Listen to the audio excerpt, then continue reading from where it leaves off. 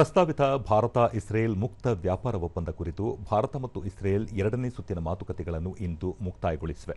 ಈ ತಿಂಗಳ 20ರಿಂದ ದೆಹಲಿಯಲ್ಲಿ ನಡೆದ 4 ದಿನಗಳ ಮಾತುಕತೆಗಳಲ್ಲಿ ಎರಡೂ ದೇಶಗಳ ನಿಯೋಗಗಳು ಪ್ರಸ್ತಾವಿತ ಒಪ್ಪಂದದ ಎಲ್ಲಾ ಕ್ಷೇತ್ರಗಳ ಕುರಿತು ವಿವರವಾದ ಚರ್ಚೆಗಳನ್ನು ನಡೆಸಿದರು.